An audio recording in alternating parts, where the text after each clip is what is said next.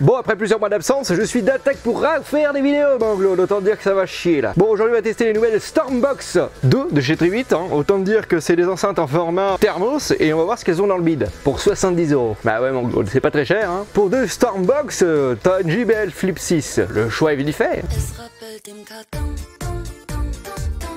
Bon bah commençons par l'unboxing. Comme tu peux voir, j'en ai reçu 2. Et attention, petite surprise, hein, vous allez comprendre pourquoi j'en ai une deuxième. Surprise pour vous, c'est pour ça que je vous invite à regarder la vidéo en entière. Comme ça je vous expliquerai quelle est la surprise. Au moins ça vous incitera à regarder la vidéo jusqu'au bout. Et ça vous récompensera, hein, parce que je les connais les petits cocos là, qui regardent les 10 premières secondes. Et après, voilà, je sais de quoi je parle. Bon allez, c'est parti. On est toujours sur la même DA que d'habitude, avec Tribit. Jaune avec un fond gris. Avec l'enceinte à quoi elle ressemble, ça ressemble à un thermos, entre nous, voilà. C'est exactement le même design que la première version, mais il y a quelques améliorations. Enfin, entre nous, j'ai pas testé la première version, donc je pourrais pas vous dire si elle est mieux ou pas. Voilà, on a des spécificités. Bon, on peut voir que ça a reçu un petit coup quand même à la livraison.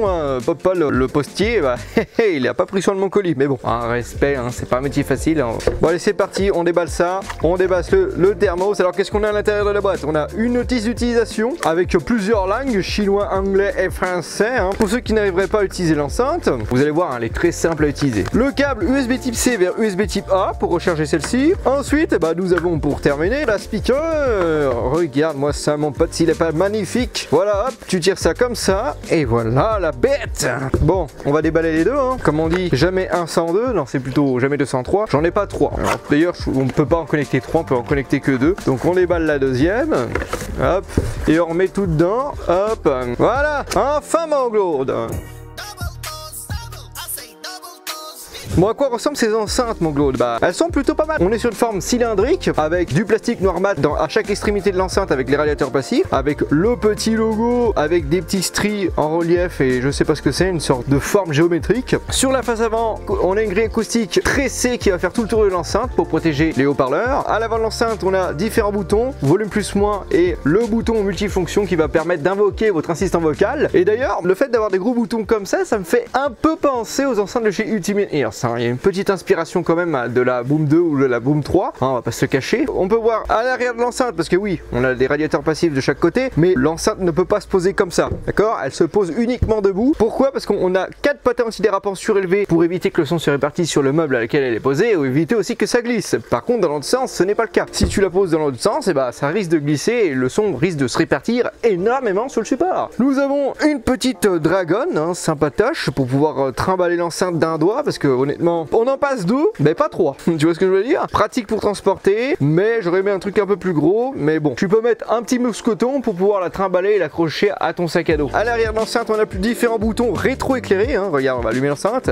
Voilà, petit bruit sympathique du démarrage, le fameux bruit de démarrage de Tribit. Le bouton Power, Bluetooth, X-Bass et TWS pour pouvoir en connecter 2.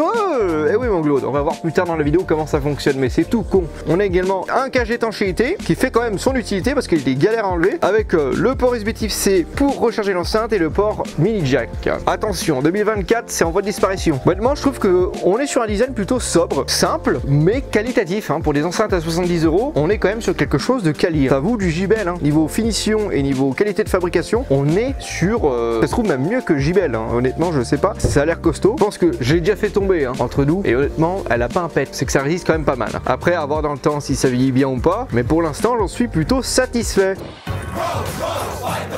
Connectivité. Comment on peut écouter de la musique sur cette enceinte? C'est très simple, grâce au Bluetooth 5.3 SBC et AAC, donc on a quand même de la haute fidélité. Et vous pouvez également écouter en jack. Et oui, c'est rare maintenant, parce que la plupart des enceintes, surtout JBL, ne proposent plus de jack sur leur enceinte. Donc prenez-en de la graine JBL. Vous voyez que Tribit, pour 2 fois moins cher, propose encore du filaire. Avec ceci, vous avez une application. Donc tu vas sur l'application Tribit. Alors on a l'enceinte à quoi elle ressemble avec le pourcentage de batterie. On peut régler le pourcentage du volume, mettre play pause comme tu peux le voir et monter le son aussi, c'est pas mal. Changer de musique, musique précédente, musique suivante. On a plusieurs équaliseurs prédéfinis, X-Bass. Là je désactive le mode X-Bass, donc on peut voir la courbe comment elle se situe. On a un peu une signature taillée en V, d'après ce qu'on peut voir là. Les médiums sont baissés, on a vraiment les basses et les aigus augmentés. Audiobook, on peut voir que ça enlève les basses et les aigus et ça met tout sur les médiums. Donc, je rappelle que les médiums c'est les voix, donc c'est pour ça qu'on voit la courbe des médiums augmentée.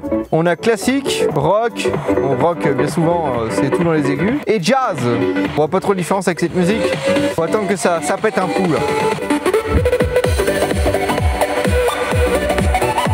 Et après tu peux customiser l'équaliseur. Hop, je l'appelle Val. Hop, donc là on a vraiment un équaliseur plat. Et après tu peux monter comme tu veux. On a combien de bandes? On a 9 bandes, mon dojo, c'est incroyable ça! Un équaliseur 9 bandes, donc on peut vraiment tatillonner comme tu veux. Donc là, moi, si je veux monter un peu les basses parce que je trouve qu'elles sont un peu légères. En plus, ça se ressent direct. Hein. Eh, oh putain, ça se ressent direct. Bon, par contre, là, elles sont dégueulasses. Ça fait un peu trop boomy là, mon goût, donc on va baisser. Tu peux te créer plusieurs équaliseurs personnalisés selon le style de musique que tu écoutes. J'essaie de tatillonner comme j'ai envie sur cette musique. Ça, mon équaliseur, il faudrait que je custom un peu plus, mais là pour l'instant c'est pas mal. Après tu peux aller dans les paramètres, on va couper le son, dans les paramètres tu peux renommer l'enceinte, tu peux désactiver le sound effect au démarrage, aussi le bouton EQ, comme tu peux le voir tu peux le personnaliser. Quand tu vas appuyer sur le bouton tu peux choisir entre les différents modes équaliseur prédéfinis, sauf que là nous c'est le X-Bass quand on va appuyer dessus qui va se mettre en route. Alors, ce qui est pratique avec cette personnalisation c'est que par exemple tu peux mettre ton EQ personnalisé, tu appuies sur le mode X-Bass et ça met quoi?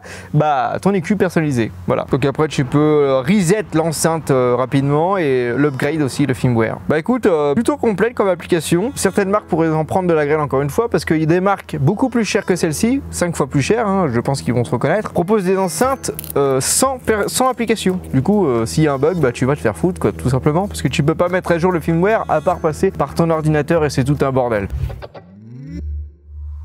Configuration audio. Alors, on a une conception acoustique de 360 degrés, donc c'est-à-dire que peu importe où tu te situes sur l'enceinte, en face, derrière ou sur le côté, tu entendras le son de la même manière. Enfin, pas tout à fait, je vais m'expliquer après. L'enceinte est équipée de 2 haut-parleurs large bande de 40 mm pour un total de 34 watts RMS. Et pour amplifier tout ça, on a 2 radiateurs passifs en haut et en bas, avec une réponse en fréquence pour descendre jusqu'à du 70 Hz et monter jusqu'à du 20 kHz. Alors honnêtement, je trouve que niveau basse fréquence, ça descend pas trop bas. Hein. Bon, après on va voir qu'au niveau test sonore, ça se démerde plutôt pas mal, mais il y a des enceintes de la même taille qui descendent quand même jusqu'à du 63 Hz. On a quand même des bons médiums, bonne présence au niveau des médiums là. La voix ressort bien. Mode X-Bass, attention. Ah ouais, il y a quand même une différence hein. On va le laisser activer. Avec le mode X-Bass, c'est déjà un peu plus fort. C'est déjà un petit peu plus fort et on a une plus grosse présence au niveau des basses, quoi. Au niveau du bas du spectre. Les aigus ne bougent pas. Ça prend pas le dessus sur les aigus. On va mettre 65%. Pas mal.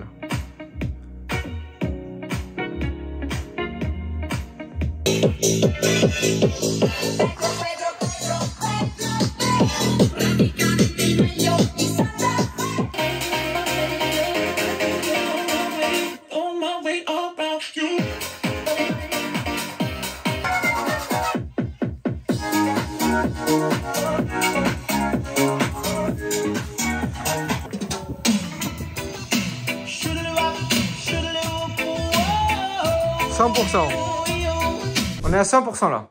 Bon, on perd en basse, hein. C'est indéniable. Et les aigus deviennent un petit peu plus forts. Mais c'est pas criard. Là, à 60% de volume, on a le summum du son là, pour les trébites. On a quand même une bonne stéréophonie là. Hein. Je la ressens là.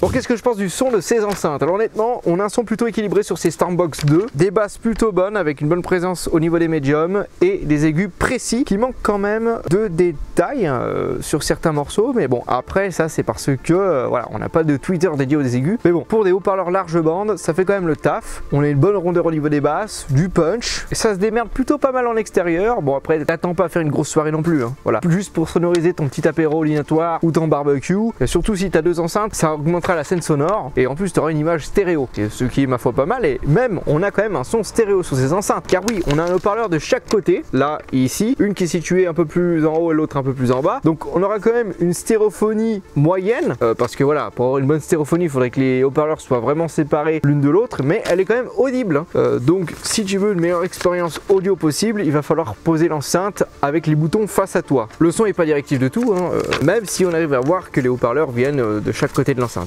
Voilà. En termes de puissance sonore, ça envoie quand même pas mal, mais ça atteint ses limites à 70% du volume. On perdra en basse et on aura des aigus un peu plus élevés, mais pas trop criards, tu vois. On n'aura pas quelque chose de scintillant comme on peut retrouver chez JBL. Il n'y a plus cet équilibre qu'on a à volume modéré, mais c'est pas inaudible non plus, quoi. De toute façon, honnêtement, peu importe l'enceinte que tu écouteras, si tu veux une enceinte qui envoie, tu prends une enceinte qui envoie, une grosse enceinte. Si tu veux une enceinte pour l'intérieur, tu prends une petite enceinte comme ça. De toute manière, je recommande jamais d'écouter le son à 100% parce que vraiment, l'expérience audio est vraiment dégueulasse niveau sonore là, peu importe les enceintes que tu utiliseras. Sauf la Highway Exo 9. Oui. L'enceinte est équipée de 2 batteries qui font chacune 2600 mAh, donc ce qui est pas mal, hein. On est sur un total de 5200. Putain, qu'est-ce que je suis bon en calcul mental. Donc ils annoncent 24 heures d'autonomie. Bon, moi j'ai pas vraiment tenu ce qu'ils ont annoncé. Après, moi j'écoutais à 60% du volume, voire un petit peu plus, parce que je suis dans la restauration et je mettais les 2 enceintes dans chaque côté de la cuisine et hop, je mettais du reggae à bloc, voilà, pour me motiver à bosser. Avec le mode X-Bass activé, j'ai tenu 13 heures d'autonomie et le mode X-Bass désactivé, j'ai tenu 18-19 heures. On se rapproche plus des 24 heures sans le mode X-Bass, donc ça montre à quel point les basses fréquences consomment de l'énergie, mais on a une bonne autonomie, mieux que sur la JBL Flip 6 qui annonce 12 heures et en fait 6 heures, voilà, 6-7 heures, selon le volume sonore utilisé. Niveau étanchéité, l'enceinte est IPX7, c'est-à-dire qu'elle résiste à l'immersion dans l'eau, et c'est tout. Voilà, 1 mètre de profondeur pendant 30 minutes. Donc attention, à dépasser les 30 minutes, elle va se noyer la cocotte. Conclusion, alors qu'est-ce que je pense de ces enceintes? Alors honnêtement, pour 70 €, on a un très bon rapport qualité-prix, on a des finitions bonnes, on a un design sobre et élégant, on a un bon son, une enceinte légère que tu pourras transporter de partout et même la mettre sur le porte-gourde de ton vélo. Je dis ça parce que j'ai déjà fait. Oui, elle remplace ma Ultimate Ears Boom 2 qui elle se mettait sur le porte-gourde et du coup bah c'était sympa et le son est mieux en plus sur celle-ci. Bonne autonomie. Un défaut sur cette enceinte, c'est le fait qu'on n'a pas le Bluetooth multipoint et également en autre défaut, bah le fait que ça manque de basse à haut volume et j'aurais aimé quelque chose d'un peu plus puissant quand même en extérieur. Il y a des enceintes de la même taille qui envoient un peu plus, mais bon, on est quand même sur du 70 €. Je pense que pour ce prix là, on en a plus que pour notre argent. C'est vraiment pas mal. Et du coup, pour 140 €, bah t'en as 2. Donc autant te dire que bah, c'est encore mieux. Voilà. Donc pour ceux qui sont restés jusqu'ici, bravo. Voilà. Merci d'avoir regardé la vidéo jusqu'au bout. Parce que la surprise, c'est quoi? C'est que je fais gagner une Tribit Starbox 2. Une des deux. Voilà, j'en fais pas gagner 2 non plus. Que j'aimerais bien en garder une. Mais j'en fais gagner une. Et pour gagner cette enceinte, c'est très simple. Il te suffit de donner ton avis dans les commentaires et de mettre entre parenthèses le nom de l'enceinte et également t'abonner et mettre un pouce bleu sur la chaîne. Voilà, si t'es pas abonné, bah, tant pis pour toi, tu pourras pas être sélectionné pour le concours. Et oui, c'est pour récompenser les abonnés. Le résultat du concours sera dans 15 jours en live sur la chaîne. Donc n'hésitez pas à vous abonner et activer la cloche pour être au courant de la notification comme quoi le live va être lancé. Parce que si vous loupez le live, bah, il y aura un autre tirage au sort. Voilà. C'est comme ça que je fonctionne parce que au dernier concours que j'avais lancé, la personne s'est pas manifestée malheureusement. Donc ça montre à quel point elle me suit énormément. Tu vois, moi voilà, les cocos qui font genre de regarder la vidéo et qui participent au concours alors qu'ils en ont rien à foutre de la chaîne, ceux-là j'ai pas trop envie de leur envoyer le produit. Je préfère récompenser ceux qui sont actifs. Donc n'hésitez pas à être actif. J'annoncerai le gagnant sur le live et s'il n'est pas sur le live, et bah tant pis pour lui. Ça sera bien évidemment un week-end, donc il sera forcément disponible. Bon, sur ce, nous on se retrouve dans 15 jours pour une nouvelle vidéo sur une nouvelle enceinte et il y aura sûrement un autre concours. Donc bah voilà, c'est dire s'il a ma qui régale. Allez, Harvey.